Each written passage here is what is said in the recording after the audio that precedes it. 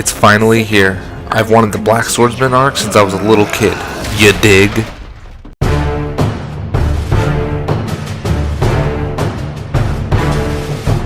So some of you know, if you have looked at my channel, I love me some Berserk. I go nuts about it. If Guts had a better name than Guts, I would tattoo that shit on my stomach. But you see the dilemma here. People will look at me and say, no shit. And I'd be like, you don't know me. You don't know my story, my dreams.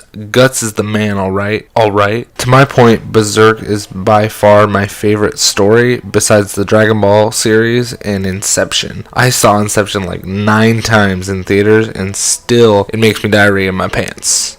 In the good way. The branded Swordsman is out. Guts has transformed into the Black Swordsman, and I couldn't be more excited. When I saw the original anime and saw that stud using his cannon and a big ass sword, I was like, I want to be you. This guy wrecks face. Before I get into the review, if you haven't seen the anime or read the manga up to this point, it's time for the facts. Story starts off with Guts, the parentless child whose master touches him, who he actually kills to become a lone mercenary to kill people for pay. When Guts comes across the beginning of the Band of the Hawk, he gets into a duel with his counterpart Griffith, the white-haired nobody who knows he will be someone in the future. They duel and Guts loses hardcore, and instead of Griffith killing Guts, he admires him and tells Guts that he owns him. With Guts' help, the Band of the Hawk grow enormously with key members Casca, Ricket, Judo, Pippin, and Corcus. Together, Guts and Griffith encounter many battles and even fight a god named Zod. With Guts and Griffith barely surviving, Zod hints that Griffith will doom the Band of the Hawk. Casca, the woman who loves Griffith and admires him, hates Guts and doesn't see why Griffith fancies Guts. However, they grow together when Guts takes on 100 soldiers to save Casca. She actually starts to feel something towards him, so it's time for Guts to be his own man and not Griffith's anymore. He challenges him one more time to a duel. Guts beats him with one fucking swing. One swing. Fuck you, Griffith. So, Guts leaves the Band of the Hawk. Casca realizes she loves Guts and doesn't want him to leave. Griffith, he goes emo and sleeps with a princess he wasn't supposed to and gets caught and tortured almost to death. Guts later on reunites with the Band of the Hawk, realizing that Griffith is not there, and he sleeps with his girl, if you know what I mean. And they go to save Griffith. With Griffith's soul being destroyed, his necklace summons a demon world after they rescue him, where he sacrifices the Band of the Hawk to be a god. The only two to survive the ordeal is Guts and Casca, but with a price. Demons rip the Band of the Hawk apart, forces Guts to watch Griffith rape Casca to the point of memory loss, and gets her pregnant. Guts cuts his hand off, like literally cuts his whole hand off like 127 hours. Style to get her. The only reason they survive is because a death/skeleton knight invades the demon world and saves them. To sum it up, their lives suck. Casca loses all of her memories, and Guts has a blacksmith build him a prosthetic arm that turns into a goddamn cannon and a large sword that he can cut through anything. Now, to the review. Guts is traveling as the Black Swordsman. Now, Griffith's demon world branded him to lure dark souls together. Guts pretty much attracts evil. The episode starts off with Guts going into a pub where bandits are raping women, hurting people, and they also captured a fairy, and they're pretty much like stomping on a kid's head that he saves. So he saves the fairy. The fairy's named is Puck and will assist Guts later on in the story and actually like teams up with him. Now what we didn't see in the episode was the bandits that they actually, like, Guts actually fought, actually go and tell the Snake Baron that the Swordsman is here. If you don't know who the Snake Baron is, he's an apostle to the God Hand. The God Hand are the demons that accompany Griffith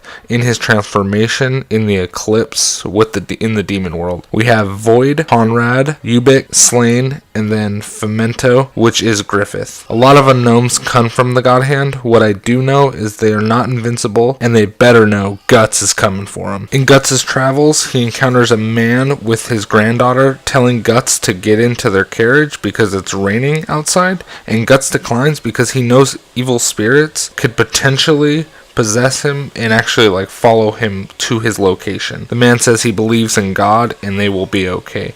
The funny thing about this episode is when he says the man believes in God, Guts actually tells him afterwards, after he sees like an actual demon, he says, you believe in God but you don't believe in demons, which is really cool because that's honestly a lot of people think like that. Now Guts decides to actually jump aboard. Now what I believe is that Guts knew that something might happen and he just didn't care. I don't know if he just got tired of the guy talking or just kind of gave in, but I like it because it actually shows that like Guts is kind of fed up with the world because of all the shit that happened to him. I'm glad they put this in the episode because he has a dream about the events of the God Hand Eclipse and sees an eye, and he awakes to an eye demon that he stabs, which I guess feeds off nightmares. Yep, they found him. The girl dies by skeletons. The girl gets possessed by those skeletons and kills her grandfather, like cuts his head off, and the girl goes and stabs Guts. What I loved about this episode is Guts realizes the innocence of the girl, and then we witness true power. He swings his sword once and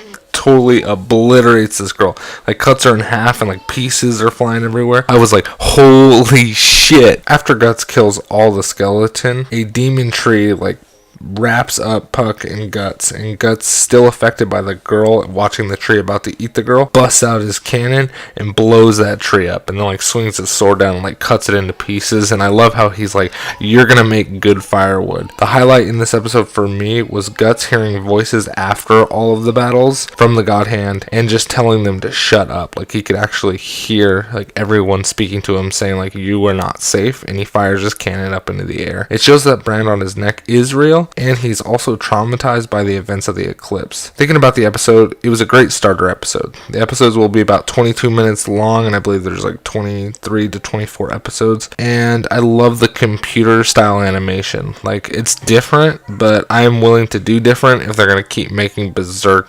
animes. Like, I think people need to actually care about this anime and actually allow it to go through all of its arcs instead of just doing one arc and then it dies down for years at a time. I like it a lot, to be honest with you. I just hope they don't skip Snake Baron.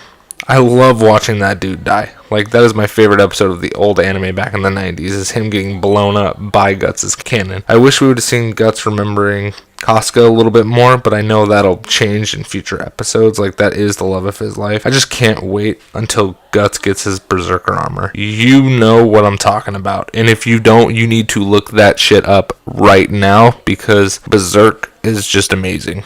And my favorite thing is bad is white. It's a lighter color instead of it like being good is white. Bad is white and good is black. Like, Guts is all black and Griffith is all white. Like, it's totally opposite, and I love that about this show, and I can't wait to keep covering it because I'm going to keep doing more episode reviews. So what did you guys think about my episode review? If you have any things that you would like to see in the episode, please comment below. Subscribe right here, and if you want to see any more content on either Berserk, I have some Berserk AMVs, or if you wanted to see any content on Dragon Ball Super or even the Final Fantasy VII Remake, click on the video below and check out my channel. If you guys have any feedback for me, please put it in the comments below, or you can even instant message me and follow me at Twitter. And I just want to let you guys know, thanks for watching. This is your boy Super Rascal 28. Later, guys.